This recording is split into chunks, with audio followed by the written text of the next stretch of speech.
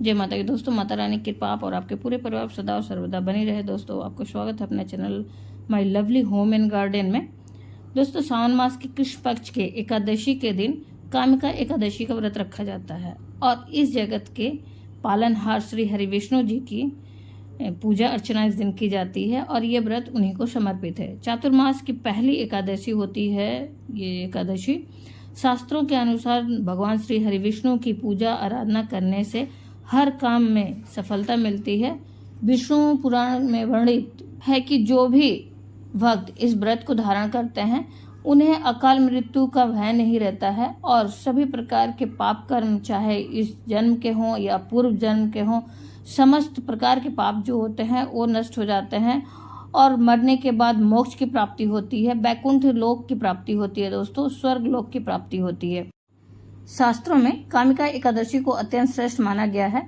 तो आज की वीडियो में आपसे हम शेयर करने वाले हैं कि सावन मास के कामिका एकादशी के बारे में कि कामिका एकादशी की तिथि कब समाप्त हो रही है, कब प्रारंभ हो रहा है और उसके बाद दोस्तों जो भक्त व्रत धारण करते हैं तो उन्हें व्रत कब धारण करना चाहिए और व्रत धारण करने का जो व्रत धारण करने के बाद पढ़ना का जो शुभ मुहूर्त होता है वो कब है, इस व्रत के नियम क्या हैं, पूजा की विधि क्या है, इस व्रत का महात्म्य क्या है।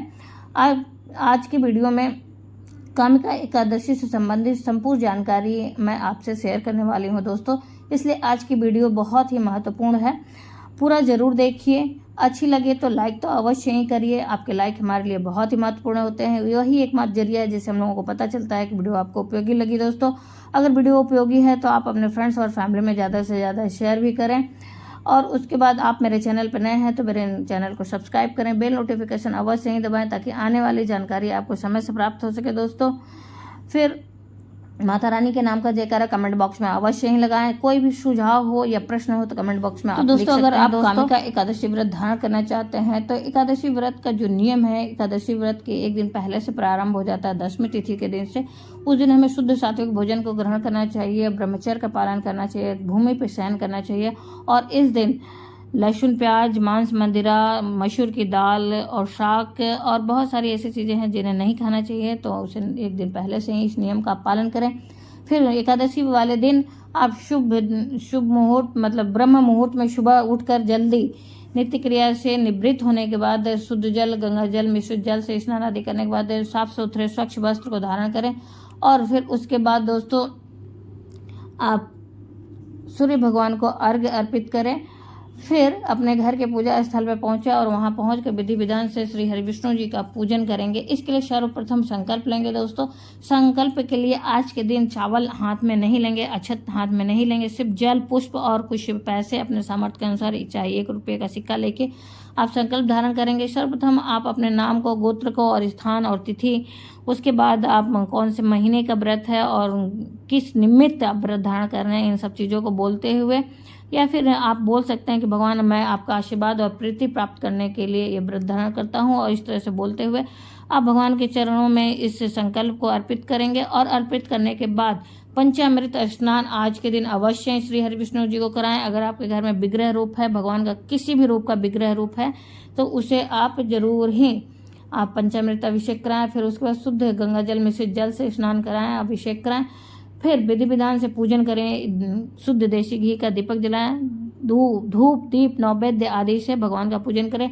भगवान के प्रिय रंग के वस्त्र को धारण कराएं, पीले रंग के वस्त्र को धारण करें, भगवान का श्रृंगार करें। दोस्तों, फिर उसके बाद आप भगवान को पीले पुष्प, पीले फल, पीले मिठाइयाँ अर्पित करें और इस तरह से भोग आदि लगाने के बाद भगवान का मंत्रों का आप अपने सामर्थ्य के और समय के अनुसार जाप कर सकते हैं और भगवान के नाम के अधिक से अधिक जाप करें। इस दिन गजेंद्र मोक्ष हो गया या सहस्त्र नाम हो गया या कृष्ण भगवान के किसी भी मंत्र या विष्णु भगवान के किसी मंत्र का आप सामर्थ्य के अनुसार 1 माला, 2 माला या 5 माला, 11 माला, जितने भी आपके पास समय और सामर्थ्य हो जाप कर सकते हैं। इस तरह से विधि विधान से सुबह की पूजा संपन्न करने के बाद सारे दिन का फलाहार रखेंगे। दोस्तों, सारे दिन का फलाहार के बाद संध्या काल में फिर विधि विधान से भगवान के पूजन अर्चन करेंगे और भगवान का पूजन अर्चन करके फिर आप चाहें तो ओम नमः भगवते वासुदेवाय का मंत्र जाप कर सकते हैं, ओम नमो नारायण का जाप कर सकते हैं, ओम कृष्णाय नमः का जाप कर सकते हैं, या फिर ओम कृष्णाय वासुदेवाय नमः का जाप कर सकते हैं दोस्तों, या फिर हरे कृष्ण कृष्ण कृष्ण हरे हरे, हरे राम राम राम हरे हरे, इस मंत्र का भी आप जाप कर सकते हैं दोस्तों। इस प्रकार से चाहे तो गजेंद्र मोक्ष और भगवत गीता का पाठ कर सकते हैं और भगवान के नाम का संकीर्तन करते हुए आज के दिन अगर आप रात्रि जागरण करते हैं तो अति उत्तम होता है, सर्वश्रेष्ठ होता है और यह व्रत आपको कई गुना फल देने वाला हो जाता है दोस्तों। तो आज के दिन में तो शयन नहीं करना चाहिए और रात्रि में भी जागरण का नियम है। अगर सामर्थ्य है और आपका शरीर साथ दे रहा है तो अवश्य जागरण करें, नहीं तो जितना अधिक से अधिक समय तक आप जाग सकते हैं उतना अवश्य जागें और भगवान के नाम का कीर्तन करें, भगवान के नाम का जाप करें। फिर उसके बाद दोस्तों इस प्रकार से विधि विधान से आप व्रत संपन्न करें और इसका पारण द्वादशी तिथि के दिन किया जाता है दोस्तों। द्वादशी के दिन भी आप सुबह उठेंगे, ब्रह्म मुहूर्त में उठकर स्नान आदि के बाद विधि विधान से पूजन अर्चन करेंगे, उसके बाद ही आप अपने लिए पारण करेंगे और शुद्ध सात्विक भोजन से ही पारण करेंगे। पारण के पहले आप ब्राह्मण को भोजन करा सकते हैं तो अति श्रेष्ठ है। अगर ब्राह्मण नहीं मौजूद हैं, नहीं मिलते हैं तो आप उस दिन ब्राह्मण के निमित्त आप कच्चे अन्न की जो है सामग्री दान स्वरूप निकाल सकते हैं और उसके बाद ही आप अपने पारण करें दोस्तों।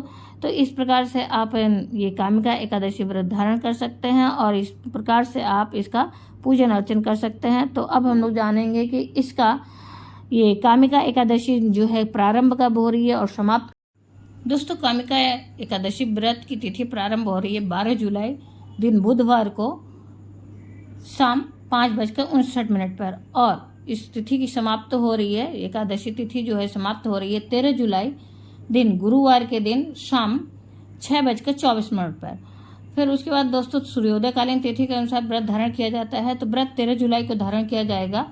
और उसके बाद एक कामिका एकादशी जो है अत्यंत श्रेष्ठ माना गया है। तो बात करते हैं कि इसके पारण की जो है एकादशी तिथि के पारण का जो है समय क्या है, शुभ मुहूर्त क्या है।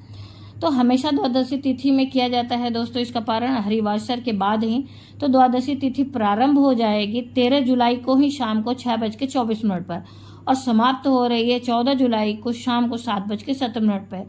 तो एकादशी का पारण 14 जुलाई को शुक्रवार जो दिन है उस दिन किया जाएगा। सूर्योदय का समय जो है, सूर्योदय काल का समय जो है 5:53 पर है और व्रत खोलने का यानी कि पारण का शुभ मुहूर्त है सुबह 5:53 से लेकर 8:30 तक।